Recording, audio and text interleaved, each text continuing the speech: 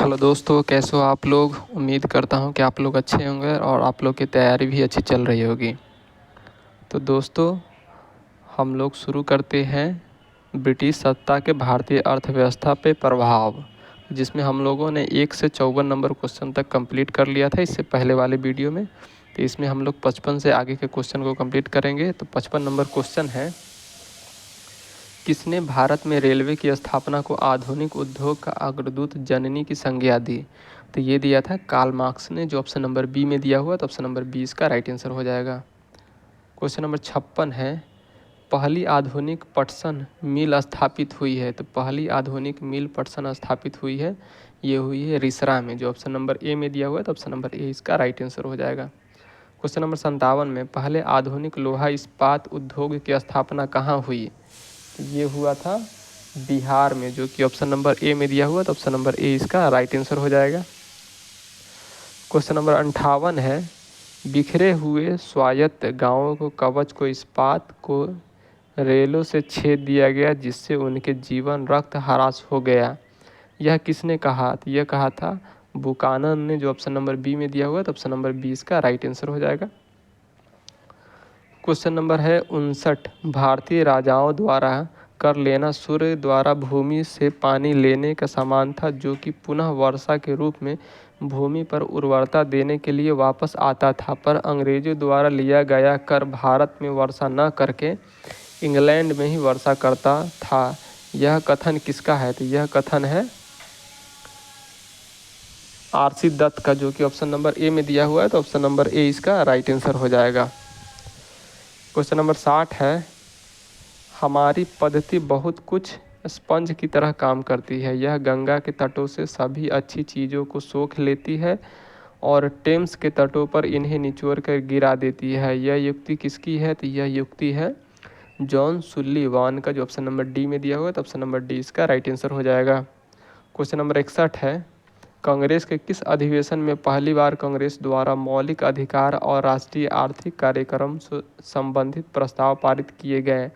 तो ये किए गए थे कराची के अधिवेशन 1931 में, जो कि ऑप्शन नंबर ए में दिया हुआ है। तो ऑप्शन नंबर ए इसका राइट आंसर हो जाएगा।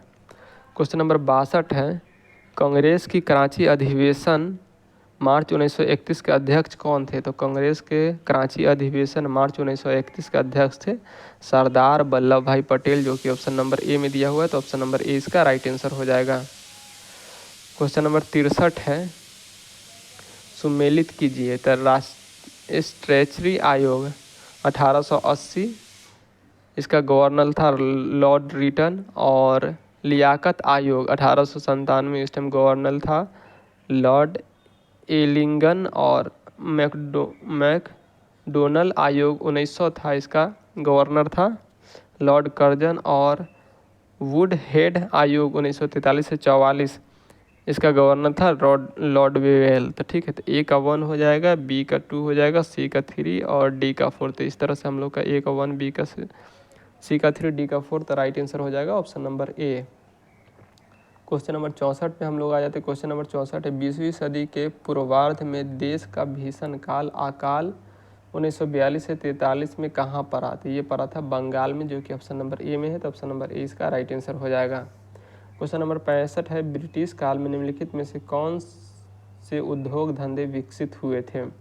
तो उस समय हुए थे जूट का, कोयले का, लोहे व इस्पात का, और मशीनों के पुर्जे का नहीं, ये नहीं हुआ था, और सूती कपड़ों का हुआ था। तो इसका राइट आंसर हो जाएगा 1, 2, 3, 5, जो कि ऑप्शन नंबर ए में दिया हुआ। तो ऑप्शन नंबर ए इसका राइट आंसर हो जाएगा।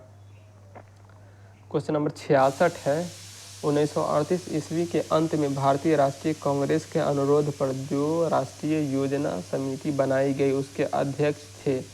तो उसके अध्यक्ष थे जवाहरलाल नेहरू, जो कि ऑप्शन नंबर बी में दिया हुआ है। तो ऑप्शन नंबर बी इसका राइट आंसर हो जाएगा। क्वेश्चन नंबर 67 है, अकालों को रोकने तथा अकाल पीड़ितों की सहायता हेतु भारत सरकार ने अकाल संहिता कब प्रचारित किया। तो ये किया था अकाल संहिता 1883 में प्रचार, जो कि ऑप्शन नंबर सी में दिया हुआ। तो ऑप्शन नंबर सी इसका राइट आंसर हो जाएगा। क्वेश्चन नंबर 68 है, भारत में विकेंद्रीकरण का शुभारंभ किसके समय में हुआ था। तो भारत में विकेंद्रीकरण का शुभारंभ हुआ था, ये हुआ था लॉर्ड मेयो के समय, जो कि ऑप्शन नंबर डी में दिया हुआ। तो ऑप्शन नंबर डी इसका राइट आंसर हो जाएगा। क्वेश्चन नंबर 69 है, रेलवे विभाग के लिए पृथक रूप से रेलवे बजट कब आरंभ हुए? तो पृथक रूप से रेलवे बजट ये 1925 में आरंभ हुए, जो ऑप्शन नंबर ए में दिया हुआ, तो ऑप्शन नंबर ए इसका राइट आंसर हो जाएगा। क्वेश्चन नंबर 70 है, ब्रिटिश नागरिकों को सर्वप्रथम किस वर्ष भारत में भूमि खरीदने एवं बसने की अनुमति मिली? तो ये मिली थी 1833 में, जो कि ऑप्शन नंबर बी में है, तो ऑप्शन नंबर बी इसका राइट आंसर हो जाएगा। क्वेश्चन नंबर 71 है, the economic history of India के लेखक कौन है?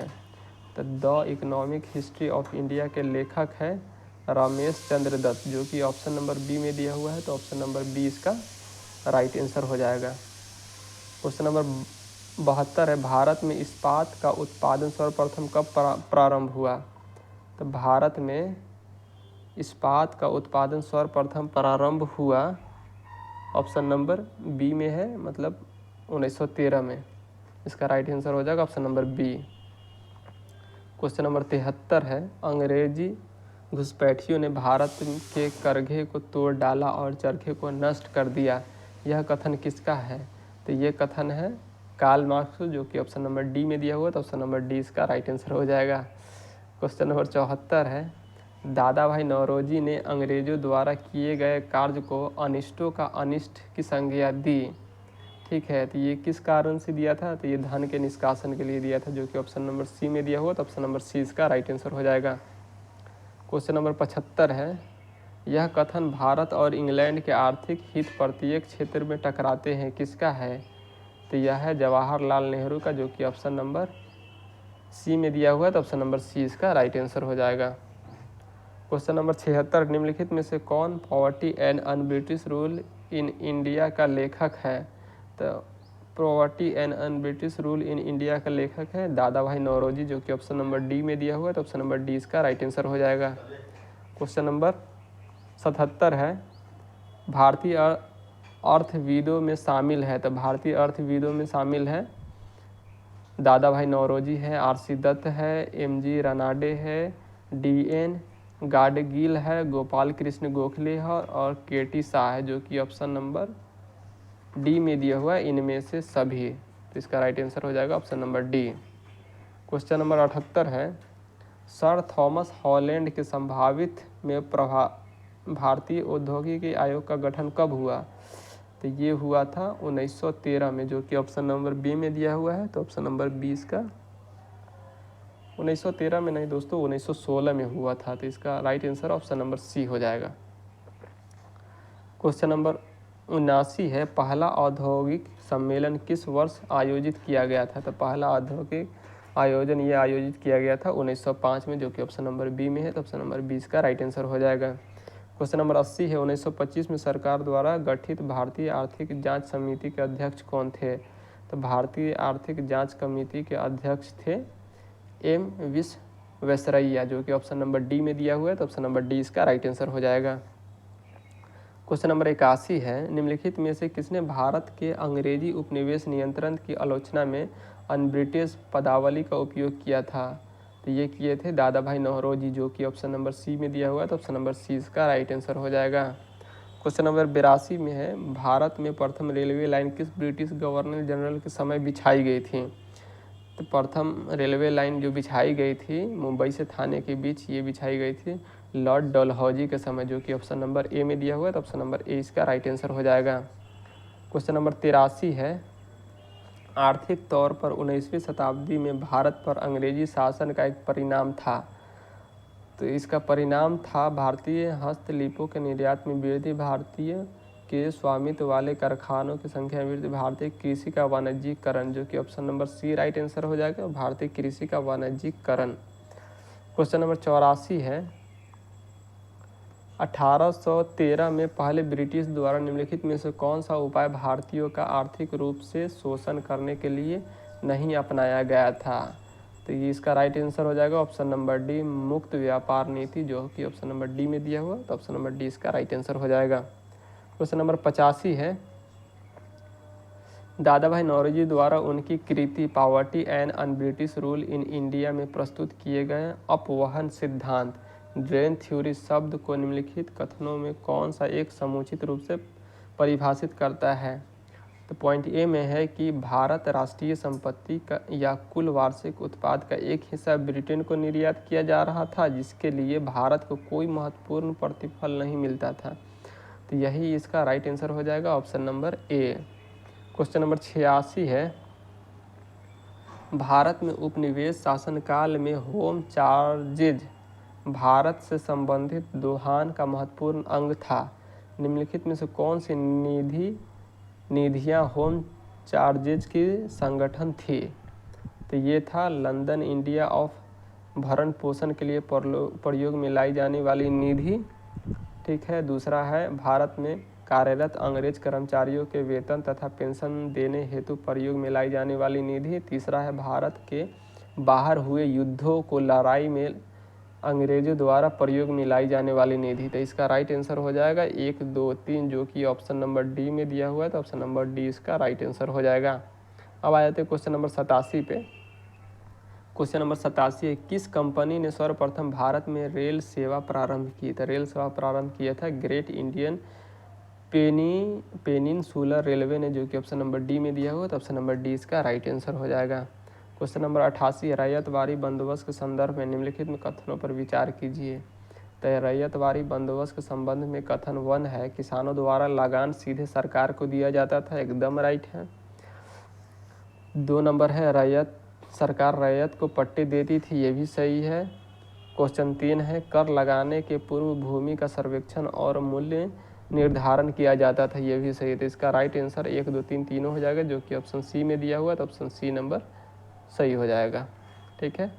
अब हम लोग आ जाते हैं क्वेश्चन नंबर 89 पे। तो क्वेश्चन नंबर 89 है, वेलेजली ने फोर्ट विलियम कॉलेज की स्थापना क्यों की?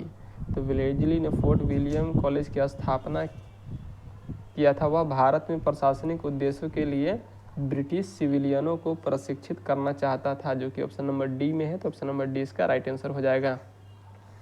क्वेश्चन नंबर 90 है, ब्रिटिश ईस्ट इंडिया कंपनी ने चाय के व्यापारिक एकाधिकार को खो दिया, ये कब खोया था? तो ये खोया था 1833 के चार्टर एक्ट के द्वारा, जो कि ऑप्शन नंबर सी में दिया हुआ है। तो ऑप्शन नंबर सी इसका राइट आंसर हो जाएगा।